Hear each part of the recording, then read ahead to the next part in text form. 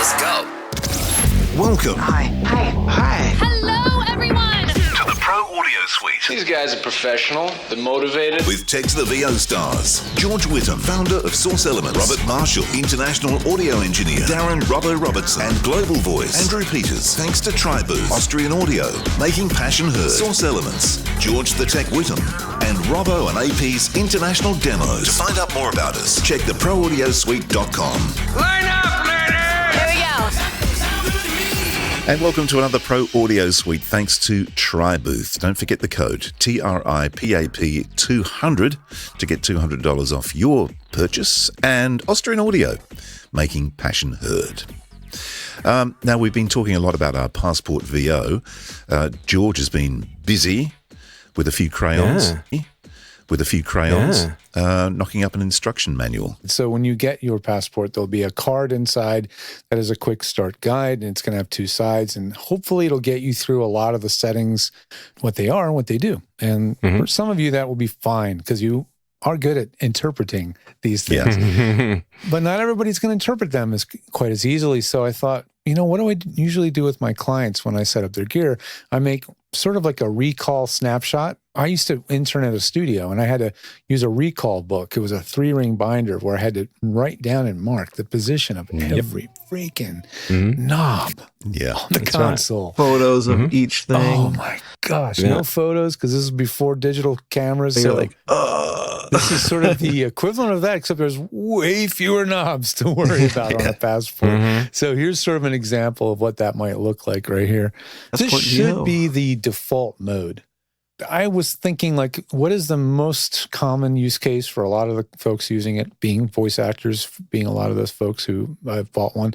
What would the settings be ideally? And this is what I came up with. And this is what I'm hoping that the default positions will be settings are right on the unit, right? So, it's all the things that most voice actors would probably want. It's assuming you're going to use one computer and connect it with 2 cables, right? Yeah. So the left one's recording, right one is communication. And it's kind of confusing. It says connect to recording PC Mac, but that's because there is only one computer. It's just a single computer.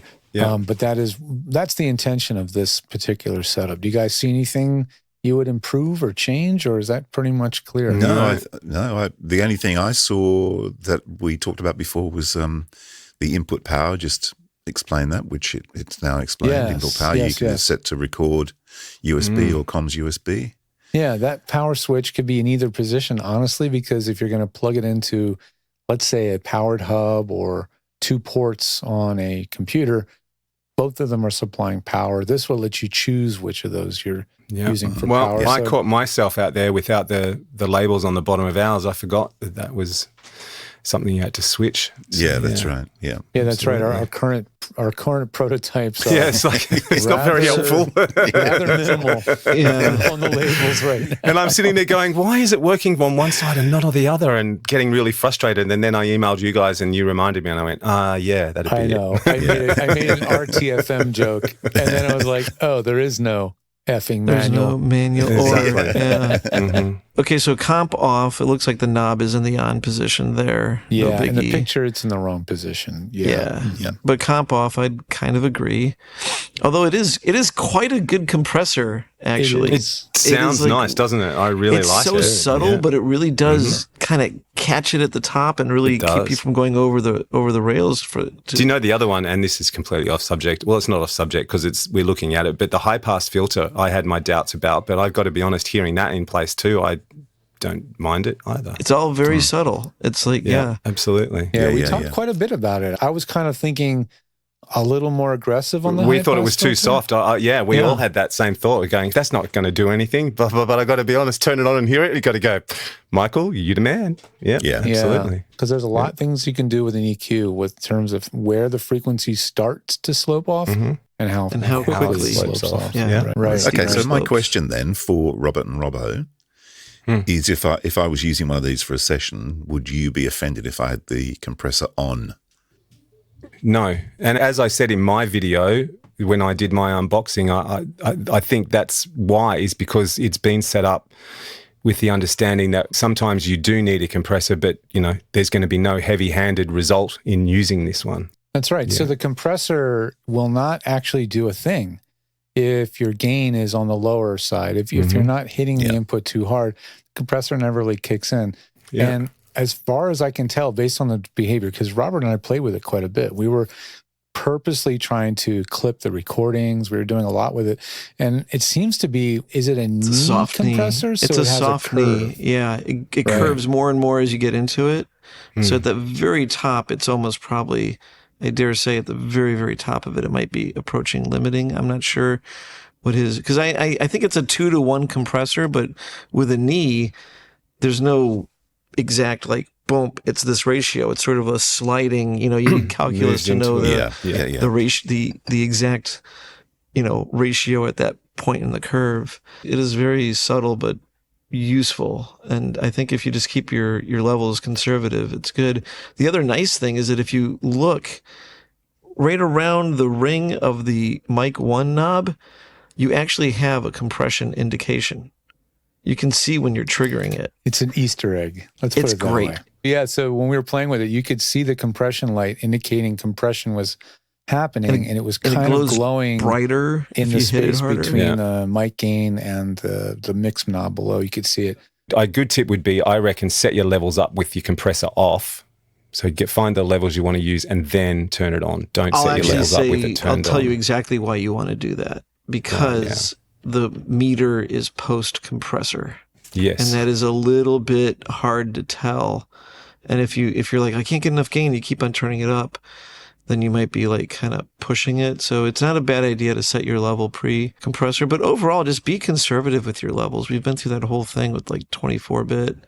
Yeah. This thing's got fabulous audio specs anyway, so you don't have to be hanging out at -2 or even just hit this thing with one yellow light at the most every now and then. Absolutely. Yeah. And that's more than enough. Yeah, you know what? Totally. Unfortunately, this is not the calibration of our meter, by the way. I'm sorry. This is out of date. Oh. So the current model actually is as shown here. I'll zoom in on it goes from 0 to -6. I would say when you set your gain, you should be landing between 12 and 6. That would be what I would recommend. Yeah, like hitting -10. So is -10 a yellow or is it a green? -12 is a yellow. And then you have -6 yellow, and then this is red. 0 is red. Yeah. Okay, so yeah. You should never see that red light. Yeah, you don't want to see that. If you're seeing red, you're dead. So -12 is the first yellow, right? Yeah, correct. I would consistently hit the first yellow and rarely hit the second. Yeah, it should just be flicking into there. Yeah. All right. So that -6 is really a -12. That's correct. Yeah, I'm sorry that this is not current. This hit it with one yellow light, but really, and then the second yellow light is -6. So just very occasionally hit the second yellow light. Right. And never red. Yeah. Never red. When you hit the red, you're dead. Because I think the compression probably starts around -12 or -10 probably. We should know that. Yeah. So the compressor does come in around -10 if I remember. So the compressor's there to catch you when you're a little bit too aggressive on the mic. Yeah. And it seems to hard limit eventually. I don't think anybody that's recording you will even know you're using it unless you actually really yell and get into it. It's not a compressor for color. It's just a don't clip. And it really did stop it from clipping. I mean, I remember George was yelling into it, and then if you yelled into it without the compressor, it would clip, it would flatline and twisted wave, and then you yell into it with the compressor, and it was just rounded out, and it did kind of sound like it was getting fuzzy, a little furry, but it wasn't like that is unusable. It's also because there's so much headroom in the AD converter. Is that where the headroom would be? The AD converter, or before the AD converter? But there's a lot of headroom. I'm assuming that the 0 on that clip light is 0 on the AD converter as well. Yeah. I just found that I was able to go beyond clipping and twisted wave, play it back, and I couldn't really hear the clipping. That's what a lot of you will be using, and that's hopefully what will come out of the box with. So the next one is Voice Actor Studio, recorded PC, and comms on a different computer. Not many people are probably going to do this, but a few may. If you have your recording PC, for example, firewalled like literally not plugged into the network. If you don't have your PC that you record to plugged into the network for security, privacy, or whatever reason, this is what you'll be doing. And so you'll have a second computer or device that you'll use for communications. So or if you want to use your phone for comms too. Or your mobile, yeah. Well, that's a bit tricky, the phone thing. But so that was one thing that Robert and I spent a fair amount of time tinkering with. Actually, I was sitting on the sofa with this thing in my hand, and I was going, how do I get mobile communication on an iPhone to work with this thing? And what we learned was that if you load an application that is designed to speak to an external input, and the one I this is on a mobile device, by the way, on an iOS device, iPhone. iPhone, yeah, not iPad. Android. Yeah. Right. I think Android doesn't have this issue, but I have not yet had a chance to test this with an Android, so I need to do that. I do have an old LG V40, so that might be a good test platform. What we found was that when we loaded a recording app that does actually call out and connect to external devices, like I was using Road Reporter, free little app you can install on your iPhone. It would immediately detect the unit, and it would show on the Road Reporter that I'm connected to the PASport VO comms port. Bob's your uncle. Then I would launch Zoom, and Zoom also said, hey, I'm connected to the Centrance PASport VO comms port. Yeah. So it does work if you do it in that sequence. So screw you, Apple. We found a way around you. We worked around an annoying iOS limitation. I'm going to call it a limitation. Yeah. So that was very encouraging. So in other words, so you could plug your phone into that second comms port and you'll be fine. Just make sure your phone isn't sitting next to the mic so you don't get that click staticky sound you get from a cell phone, near your mic. And I didn't notice any of that. I mean, I had my phone all around it, and I don't think I noticed it. This is a lesser used configuration, but still one that's really relevant to. This is almost the same as the first one, except now you've separated your record and your communications device. Mm-hmm. Right. Yeah. That's the only difference. It should be identical. Yep. So, and that's where this thing is so powerful, because it's like 2, 1, you can do it all. Yeah. Absolutely. Yeah, I'm clicking back and forth to see what's changed. It's like the Where's Waldo.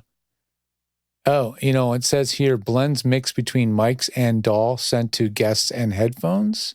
Mm-hmm. Blends mix between mics and DAW sent to headphones. It also controls what the guests hear. So when you're using the mic playback blend while listening that's to also it back, what the guests hear. That determines what gets sent out down the comms line. So yeah, because they hear what you hear. They hear what you hear.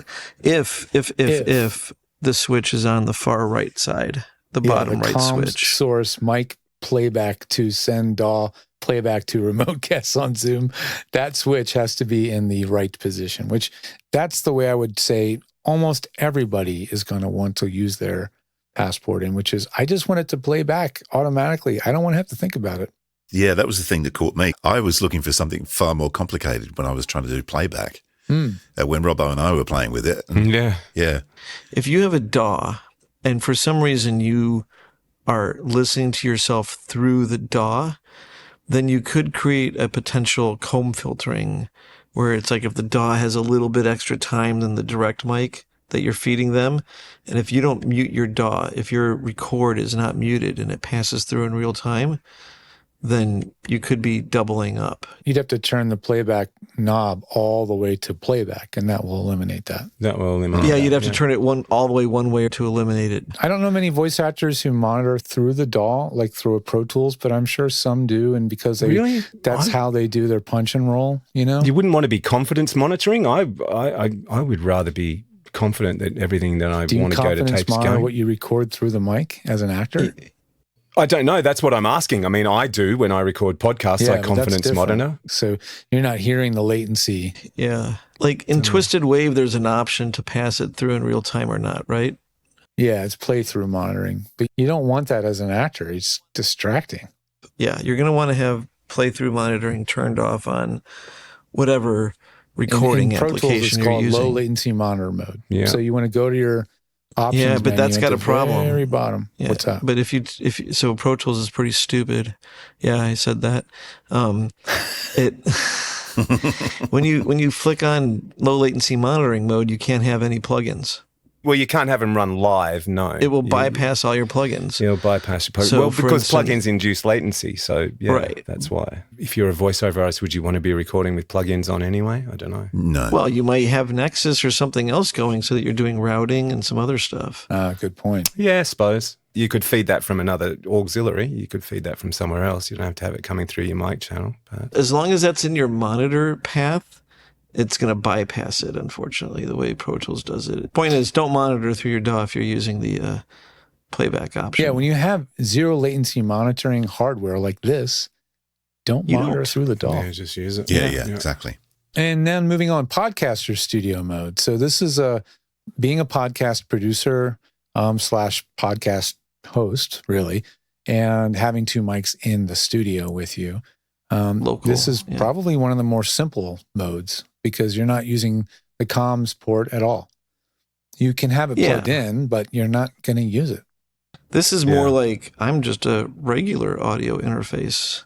Yeah, this is essentially I'm a Scarlett 2i2. Yeah.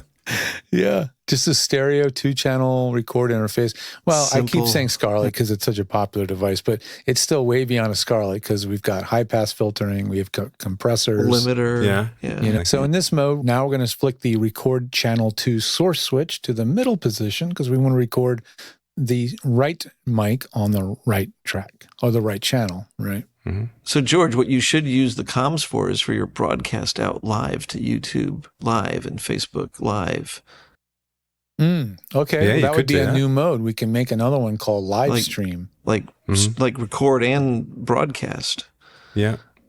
Yeah, I would call that live streamer mode, actually. Sure. Yeah. Right? Because that's a whole nother audience of users, which are live streamers. Actually, there's another function here as well. When you're using two microphones like that for a podcast, you can also use the auxiliary out to run another pair of headphones. So you've got two headphones. Yes, you can. Yeah, so you're going to use your aux out in headphone mode, and you'll connect your second headset to that. Yeah, so you really want to have the aux out in headphone mode so that you can have two sets of cans. Now, the headphone knob will be Only controlling the one levels volume. to both sets of cans. So make sure that the two sets of cans are similar, like either the same brand or similar impedance. Is that the case? Is that the case? Yeah, because you're going to have one person with much louder cans than the other, and that could be a little frustrating, wouldn't you? So when you flip that to headphone mode, the speakers are only the speakers, right? Okay. Yep. Right. Yeah. Mm-hmm. The speaker outs are only the speaker outs. And then I would almost guarantee that compressor on for a podcast is the way to go. Mm-hmm. Yep. You just never want to have to worry about clipping in a podcast. And pretty much everything else is set. You do want to make sure that you select mic 1 with your mic select, because if you put it on mic 2, you're basically going to record two copies of mic 2. Mic 2 on the left and mic 2 on the right. To the right, yeah. Which you'll figure out, but that's just, I put that on there to make sure that was really clear. So don't do that. So that is Podcaster Studio mode. Moving on, then we have Podcaster Studio Remote Guest mode. And so this is when the guest is actually on some remote recording tool, right? So this one is, again, similar to VO mode, but this is all about recording the guest as well. So pretty much everything the same as if you're doing a voiceover job. But now you've got the comms knob that you can control the volume from the guest. And if you happen to have two people in studio with you, which probably not very likely if you're doing a remote, you probably won't use the second headphone jack, but it's there. And then you're going to connect your second USB port to your second computer. Yeah, if you had a second person in the studio, they wouldn't be heard by the guests who are remote. Well, if they're on speakers, they won't hear it. Well, even if it's not going to send mic 2 to comms. It's only going to send mic 1 to comms. That is correct. Yes. So one limitation you can't really have of the two unit. people in the studio, and unless they're just kind of hearing you through your mic. Well, yeah, that is a design limitation. Just turn their gain down and get them to speak loud. That's fine, and they'll spill into your mic. You'll be fine. The other thing about this mode, George, is that how do I record the guests? I need to hook up two recording applications. Because I'm coming in on the record interface and the other people are coming in on the comms interface. You just record a stereo track. Because remember, the comms return is being sent to channel 2, the right channel. So you see the switch that says set comms for right channel? Oh, does that right channel go out? Of course, it goes out the recording. Yeah. Of so course. you set I knew comms that. for right God. channel only when recording. And I put in parentheses, only when recording in stereo, folks. So if you want to record both you and your guest, you have to record a stereo track or 2 tracks in your DAW if it's 2 mono tracks. So there's no way you're recording that second mic. Like, even if you put up that second mic, the comms aren't hearing it and you're not recording it. So yes, this is it's really not a use case to have 2 people in studio and 1 remote. You can either have 2 in studio or you and the other person remote. But this isn't like the full guest and 5 people in studio kind of interface. Right. Because this thing's got so many modes, sometimes we had to choose our battles and we couldn't do that. Yeah. The main point is like a voiceover person who might occasionally record an interview. And maybe that interview is local or maybe that interview is remote. Yeah. Or you want to record or you want to record your clients. Or your client. Yeah. You're like, you told me to read it faster with a smile. See? So mode 5 is using only mobile device field recording or reporting. So this would be if you literally are going to use only a mobile and no PC, no laptop, nothing, just plug this thing, mobile device, go out in the field. That's this. Record. It'd be great to have Mike's little microphones. Yes. I have those things are pretty slick, man. I do have them here in these little cute little sacks. But I when I do that, like with the MicBoard Pro, I just, as we've seen before, I just jam the mic straight into the unit and then record on Twisted Wave on my telephone. That's right. That's right. Absolutely. So this is the one thing that's going to be very different here is you need to power the unit. So you have to have a power bank plugged into the comms port. And then you will switch your power source switch to comms. Yep. So that's something you have to do. My little Anchor has got a USB-C and an A, so you can power a phone and the PASport simultaneously, no problem. If you want to power your phone while you're recording, you can't because you've only got one input. So unless you get one of those weirdo T-jacks. Yeah, some strange thing. So on iPhone, you have to use, it's called MFI, made for iOS adapter. And they make one that has a USB-A port, which is a USB 3.0 jack, and a USB-C port for charging. So when you use that little adapter, now you can charge your phone and run a signal to the PASport. So Andrew, that's what you're saying. Cool. Those adapters are $30 range. I think that's what Apple sells them for. It does turn it into a little power splitter, so it has that additional benefit. Yeah. So you have that available to you. The comms mic playback switch, it's not being used because we're not using comms mode at all. Compressor on if needed. Again, that depends on what you're doing. Probably most of you would probably use that. Comms knob doesn't do anything because they're not using the comms. So it's a really more simplified mode of operation. I'd actually have because if I'm using this on the phone, historically I would be probably recording in a car or not a particularly good environment. So I would have the high pass filter on for sure. For sure. Yeah. Good point. Yeah. And lastly, just so you're aware, there are limitations on mobile devices. You will not be able to connect on Zoom and in your recording app on your mobile device at the same time. Can't be done on an iPhone. Android, I don't know. Got to test that out. I don't think so. But the phone can only act as a communications device for making calls or Zoom calls or whatever, or a high bitrate pro audio recording device. It can't do those two at the same time, just to be aware of that. So moving right along, this one is Camera Sound Kit. And this is definitely a very edge case use for the PASport VO. But if you wanted to use it as a portable mic input preamp mixer for ENG or film production or whatever, that's this. So this would be assuming you're not connected to a computer at all. You have the option to do so, but this would be assuming it's not connected to any PC or anything. It's only connected to a power bank, and then the aux out goes to your camera. And depending on what kind of camera you have, you'll have to be very careful at what you set the speaker knob to. Actually, no, the headphone. No, this knob is to. headphone mode. This is in headphone. So you mode. you can't change your headphone volume because you will be changing the record volume. That is true. Can't you set it to speaker though? No, They because, won't have the microphones on it. That's right. Speaker will not pass the microphone signal out of the speaker That way there's jack. no feedback. Oh, That is our of feedback course. prevention thing. Uh-huh. So we didn't want to have yet another switch Yeah.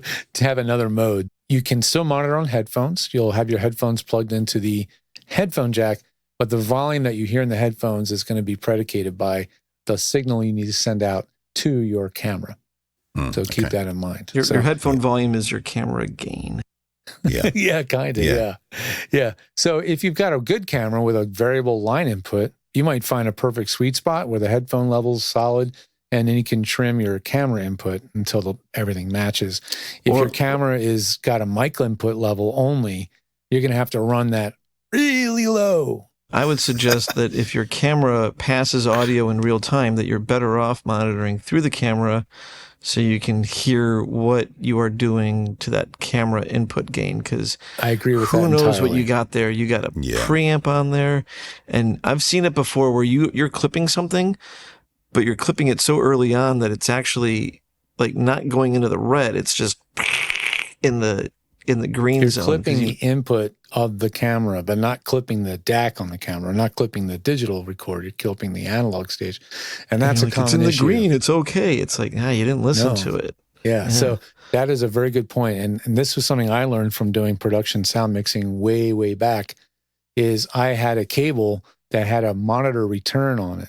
It was like a snake, and that would run out to the camera, and it had a signal returning from the camera all the way back to my mixing rig so I could hear what was coming off the camera, because that is the most important I've gotten thing. this request. Like, they send me the video, and it's some guy talking, and the camera is like 15 feet away from him, and he's got a lav on, and it sounds like he's 15 feet away.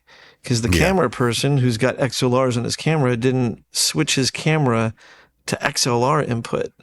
And it's just getting like the built-in crappy shotgun. Yeah.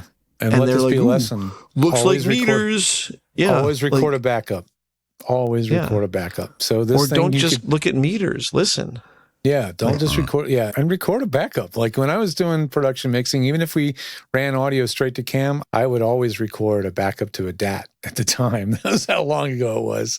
But this thing, you can use your phone as the backup, right? You can plug your phone into the record port, and that could be the backup recorder, right? So we got you covered. Again, how many people are going to be doing this on this device? I don't really know. But it's the photographer VO professional. Yeah. I mean, a lot of people do more than one job. Let's face it. That's how it's true. This business goes. All right. 2 more to speed through. This one is the producer's studio. So this is Robert. This is, Robbo. This is them engineering and just wanting to have the ability to communicate with the talent in the booth. And that's what this mode is for. And I also threw in the record on PC1, comms on PC2, because I figured some producers are like, I don't let the internet touch my DAW, it's a separate computer. So that's kind of what this mode is. What do you think? This is one that you would use probably, Robert. Yeah, and it's kind of clever. You can use the second mic input as your talkback in the control room. You got that mic, so you got your talkback mic, you have your talent mic, you have your speakers, you have your talent headphone. And in this case, so the one thing that would be interesting is that you as the engineer, because you're listening to speakers, you're going to want to pass the talent through your DAW. But the playback that goes to the talent, you're not going to want to have that knob switched over to mic. So the talent will want to hear the mic. You'll probably have to flip that mix knob back and forth a little bit. Because if not, the playback knob? Yeah, because you want to hear the talent, so you got to listen through the DAW. But then you don't want the talent hearing them twice. So you only want the talent to hear the DAW when you have something to play for them. And the only way to do it is to flip that back and forth. You would, let's see. So while tracking or while recording, you would turn it to mic? While recording, you would turn it to mic. The speaker output is always the output of the computer. Then you basically keep that over to the left while recording and to the right while playing back. And Do you have to turn it to the right while playing back? They won't hear it if not. Oh, in the cans. They won't hear playback in their cans. Got it. So turn the mic. You'll hear playback is my understanding, but they won't hear it unless you flip that over to the right. Talent playback, turn to the right. And that's all to avoid a double monitor, like that little extra latency that gives you the phasey sound. Right. I mean, if your talent doesn't care about that, then leave it in the middle, but someone might be sensitive to that. Yeah. So that would be something the mixing engineer would actually be twisting accordingly.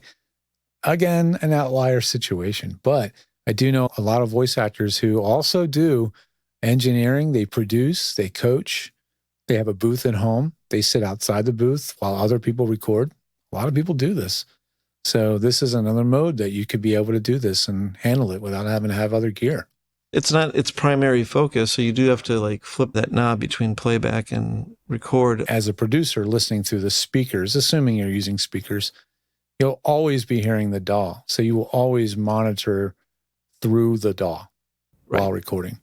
That way you hear the talent. Always hearing the DAW monitoring, which is really what you want to be doing. As we were saying earlier, you should, as the producer, be listening to what the DAW is recording, right? Mic 2 is never monitored. So how is that going to work as a talkback? You're going to bring that into the DAW, and then you're going to play it back, but they're not going to hear it. No, the mic 2 is always going to feed their cans. They're always going to hear it. Mic 2 doesn't feed the cans. When you select mic 2. Oh, when you select mic 2. So there's your talkback button. I see what you're saying. Correct. Yeah, mic select is the talkback button. Again, this is not conventional design. This is not what you would typically have. But and when you do that though, watch out for the feedback in the control room. A little bit. Because you're going to be monitoring through the DAW. Mic 2 will be going into the DAW as the talent. You're switching mic 2 in place of mic 1, and you potentially are going to send that out your speakers. So close. Watch it. There's no dimming. There's no auto dimming function that when you switch. Yes, that is right. So this is why talkback setups are actually rather uniquely designed, because not only do they do this part, they also dim the monitors to prevent feeding back between the monitors and the talkback mic. Right. That's a very typical thing. But that's going to work. That's definitely going to work, especially if the engineer is wearing headphones and it's like no problem at all. It gets a little trickier when there's monitor speakers. If the engineer is wearing cans, it definitely makes things simpler. And then there's no feedback loop. Hit that mic switch, talk to them. When you do talk to them, you can't hear them, just so you know. Right. Exactly. It's an either or switch. It's an this is like switch. Right. You can't talk over each other. And then it's a good thing. Yeah, I think that's a good thing. And then the very, very last mode that we devised of on the spot is streamer mode. Game streamers or live streamers. Yeah. So now you're using the second interface. So this one's sending for the live stream PC. Yeah, for like a broadcast, right? For the broadcast on Twitch. This is a one mic situation. Yep. Because again, live streamer scenario, it's a gamer. They're at the game console, they're playing their game, they got a headset mic on with a headset thing, and they want, better than average quality. There are actually streamers out there who will use like an SM7B or something like as their mic. Yeah, I would say this, if you're only broadcasting and not recording, then you could use the record interface for whatever your comms are. And then if your playback knob is over to playback on some level, then you will feed the remote connection to the broadcast output along with your mic. So is the record jack going to the gaming computer? Yeah. The connect to your gaming computer, exactly. Whatever it is that you're connected, your other party, essentially. Well, the gaming computer is the record device. The streaming computer is the comms device. Right. So the streaming computer, like right now you're just streaming your one mic out. Right. And then what you need to be able to do if we're doing games, you're going to have your gaming computer connected to that, and it's going to be going out the output of the record interface. And then with the playback knob set somewhere other than all the way to the left, Somewhere in the middle. you will feed your game over to the comms interface. And in fact, if you want to control the mix of your game versus you, it will be where that knob is.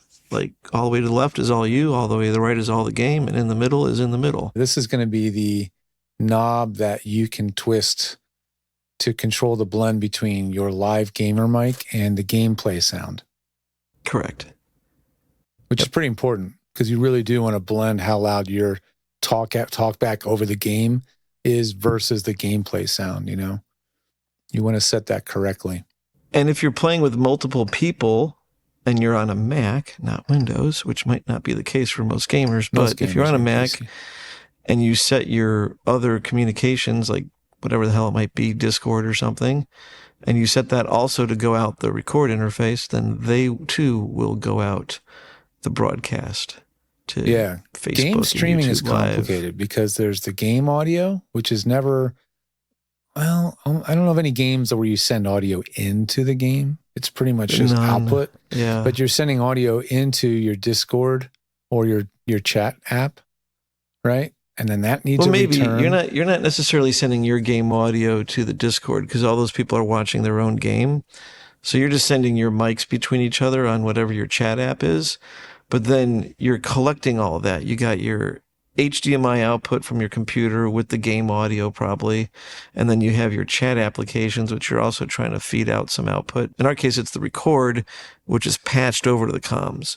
So everything you hear on record will go over to the broadcast, which is on comms. And the broadcast is a one-way feed. We're not receiving anything off the broadcast, right? So what is the return that you might run? What else would you use on that second PC? You could use the comms as a return for like, if you wanted somebody to be like the whisper in your ear thing, where they're watching the broadcast, but they're like calling out like so-and-so has a question or like IFB? The news announcers that have the IFB, exactly. IFB. You could use the comms port as an IFB return.